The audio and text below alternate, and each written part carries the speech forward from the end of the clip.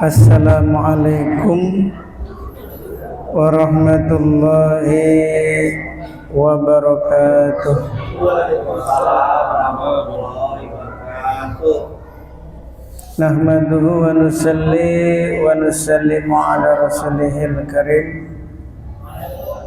Allahumma la ilma lana illa ma 'allamtana innaka anta 'alamul ghuyub. Rabbi israh li sadri wa yassir li amri wahlul 'uqdatam min lisani yafqahu qawli. Jamaah Masjid Nurul Huda yang sama-sama dirahmati oleh Allah Subhanahu wa ta'ala. Bersyukur kita sebelumnya kepada Allah.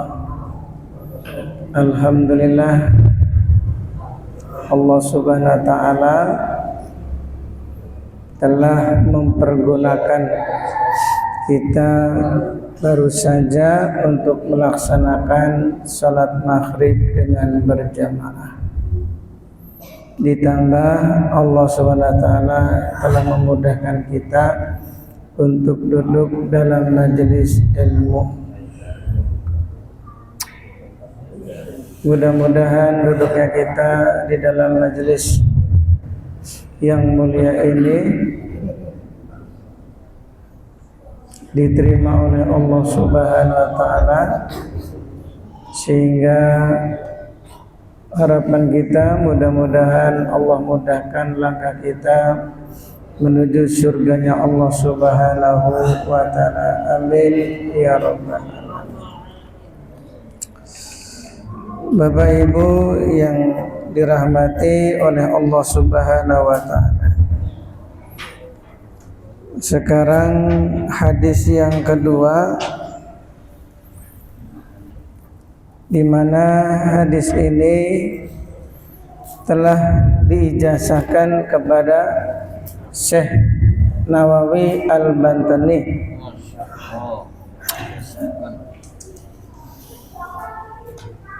Jadi Imam Nawawi itu ada dua, Bapak Ibu, biar Ibu nggak bingung mana Nawawi yang mana. Ada Nawawi Al-Maki, ada Nawawi Al-Bantani. Kalau Al-Maki itu dari Mekah, yang kalau ngarang kitab itu orangnya tidur, penanya jalan sendiri. Kalau lampunya mati, penanya mengeluarkan cahaya. Orang soleh dulu gitu. Termasuk Al-Imam Suyuti yang mengarang tafsir Jalalain, ya, itu bisa tanya langsung kepada Rasulullah mana hadis sahih, mana hadis hasan, bahkan mana hadis dhaif. Namanya Al-Imam Suyuti. Jadi orang-orang dulu tuh jago, hebat-hebat ya. Kita ini jangankan mimpi Rasulullah, mimpi sesama jamaah Nurul Huda itu udah alhamdulillah. Jadi tausa yang tinggi-tinggi dulu. Kalau orang tuh mimpi ketemu dengan satu jamaah saja sama jamaah masjid, itu menunjukkan kita ini orang baik, itu aja kata ulama gitu. Ya, al-arwahu junudun mujannadah. Jadi arwah itu sudah dikelompokkan oleh Allah. Kita ini kan bisa berkumpul di Masjid Nurul Huda dalam satu kebaikan, sebabnya di alam ruh pernah berkumpul. Walaupun asal kita awalnya berbeda-beda, ada yang dari Lampung, ada yang dari Bandung, ada yang dari Padang, ya, macam-macam asalnya, tapi bisa berkumpul bersama di Masjid Nurul Huda ini karena di alam ruhnya pernah berkumpul. Maka sebaliknya, orang yang kumpul untuk sama-sama mabok, sama-sama judi, sama-sama merampok, ya karena di awal di alam ruhnya ya pernah kumpul juga, walaupun asalnya beda-beda, dari Sumatera, dari Kalimantan, begitu kumpul di Jakarta langsung jadi nyatu. Kenapa? Karena di alam ruhnya pernah berkumpul. Nah kita ini alhamdulillah dulu waktu di alam ruh kumpulnya itu yang baik-baik, sama-sama ahli masjid. Itu nanti di dunia pun akan kumpul, Nah ini, maka orang-orang kalau sudah mimpi, Pak Bambang mimpi Pak Yogi ya di malam hari, itu udah mimpi yang bagus. Kenapa? Karena sama-sama ahli masjid. Jangan kita berpikir yang tinggi-tinggi dulu, kapan saya mimpi Rasulullah, kapan saya mimpi wali. Ya, yang dekat-dekat dulu aja. Ya. Karena ada orang tuh yang mimpinya artis, ada. Bapak Ibu pernah mimpi artis? Mimpinya apa? Mimpi apa kalau malam? Bu, mimpi apa, Bu? Mimpi sholat? Wah, ini luar biasa. Udah tingkatan wali nih. Sholat ketiduran. Masya Allah, luar biasa. Jadi orang-orang ahli masjid itu salah satu ciri orang soleh. Innama ya'muru masajidallah man amana billahi wal yaumil akhir. Yang memakmurkan masjid-masjidnya Allah hanyalah orang yang beriman kepada Allah dan hari akhir. Ini orang yang meluangkan waktu untuk masjid ini, saya yakin orang-orang yang sempurna imannya. Amin. Idza ra'aitum rajula ya'tadul masjid fashhadu lahu bil iman. Kalau engkau melihat seorang laki-laki pulang pergi ke masjid, baik dengan jalan kaki maupun pakai motor, kan ada yang pakai motor, fashhadu lahu bil iman, saksikanlah bahwa dia adalah orang beriman. Masya Allah. Mudah-mudahan Allah istiqomahkan kita. Amin. Makanya kalau mimpi, pokoknya mimpi dengan sesama jamaah itu insya Allah kita ini orang baik. Amin. Ini kembali masalah dua Imam Suyuti ya. Ini saking tingginya tingkatan wali beliau, ketemu Nabi nggak pakai mimpi lagi. Ya, itu termasuk wali-wali abdal. Ya, wali-wali kutub itu mimpi Rasulullah nggak pakai mimpi lagi. Allah kuasa. Termasuk Syekh At-Taftazani yang pernah saya ceritakan.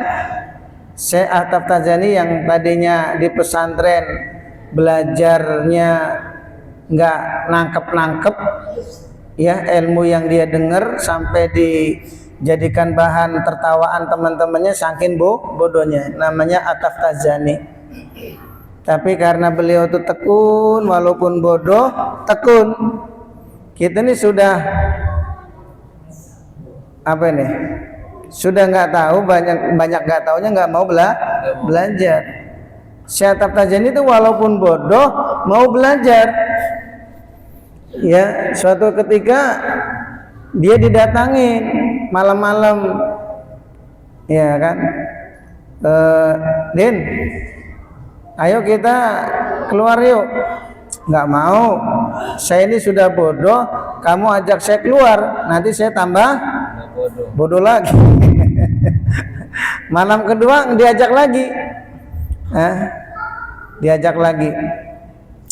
sampai malam ketiga yang ngajak itu bilang, Din, kamu itu sudah ditunggu Rasulullah. Masya Allah. Maka langsung cepat-cepat, ternyata Rasulullah dengan para sahabat sudah berada di bawah pohon. Maka At-Taftazani mengatakan kepada Rasulullah, ya Rasulullah, maafkan aku datang terlambat, aku tidak tahu kalau yang manggil adalah engkau ya Rasulullah.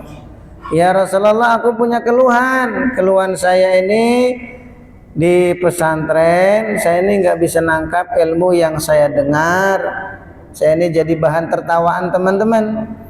Oleh baginda Nabi, Syekh At-Taftazani disuruh oleh Rasulullah buka mulutnya.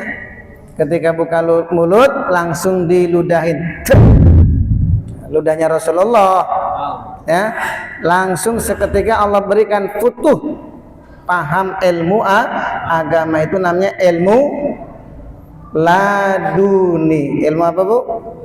Laduni, ilmu tanpa belajar. Maka besok paginya kebiasaan kiainya kalau ngajar itu nyuruh santrinya yang paling pinter untuk menjelaskan masalah ilmu, menguraikan masalah ilmu. Dipilihnya santri yang paling pinter. Nah, hari itu Syekh Atap Tajani yang angkat tangan, Pak Kiai, saya yang pengen jelaskan. Ya, santri pada tertawa. Lah, Atap Tajani santri bodoh mau jadi bahan ejekan. Maka kiainya pun mempersilahkan. Begitu Syekh Atap Tajani itu berbicara, semuanya langsung tercengang sampai kiainya pun ya menangis. Apa kata gurunya? Ini Syekh Atap Tajani bukan yang kemarin, ini yang baru. Masya Allah. Jadi Bapak Ibu pelajaran ya.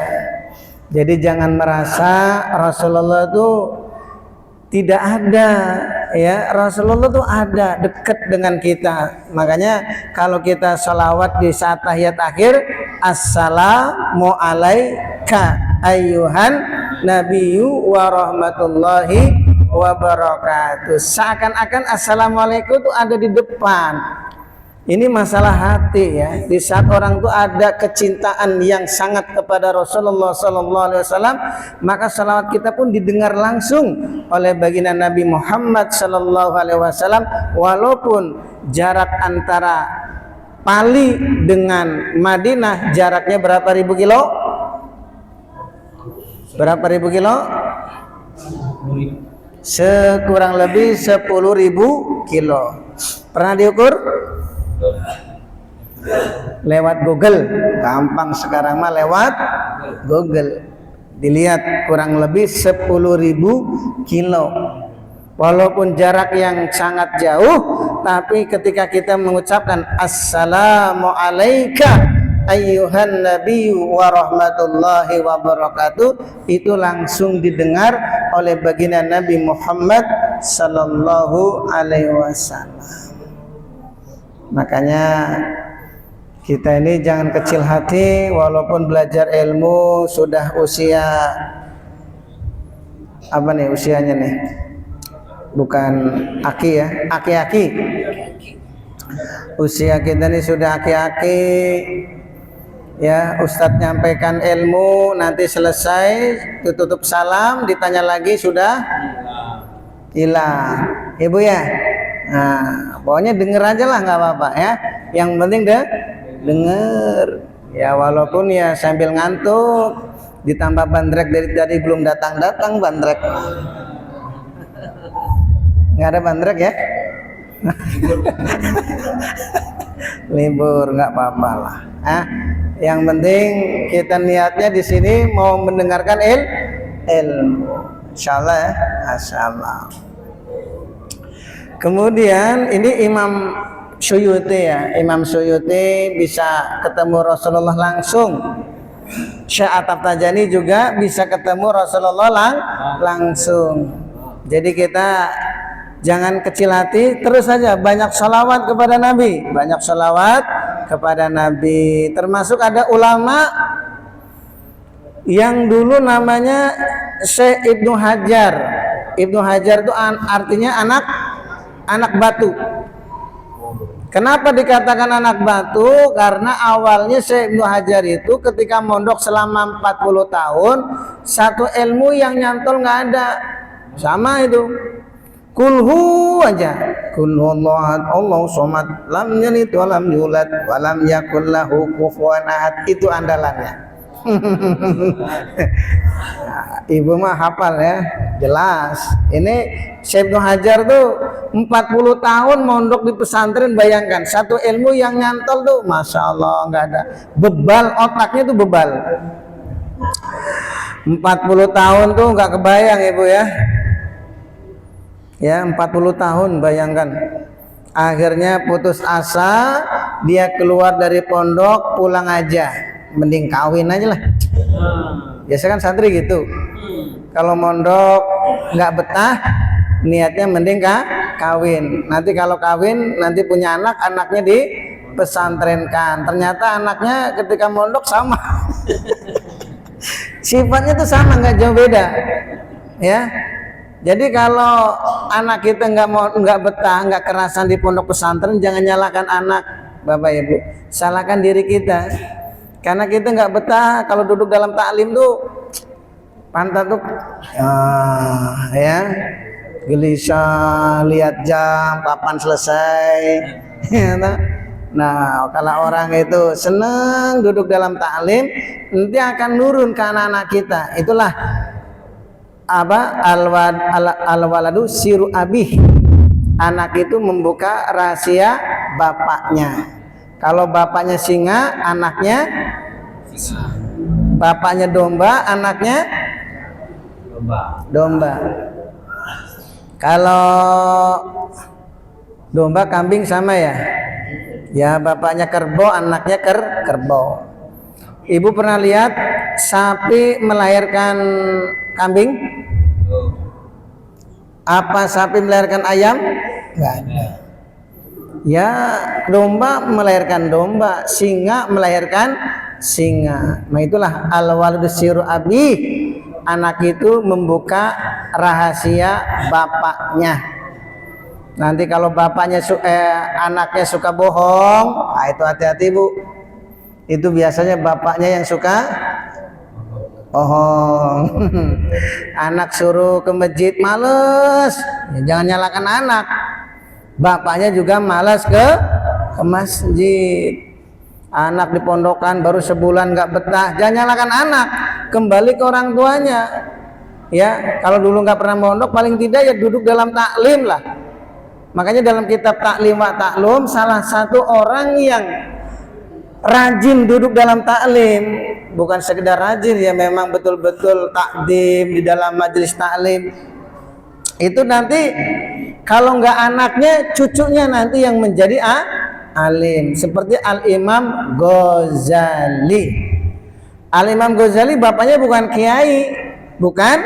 kiai, pedagang gulali. Tahu gulali, Bu? Manisan. Jadi gulali, jualannya gulali. Tapi ayahnya ini di tengah-tengah kesibukan jualan gulali menyempatkan duduk dalam majelis ilmu. Nah, ini penting yang perlu digarisbawahi di sini.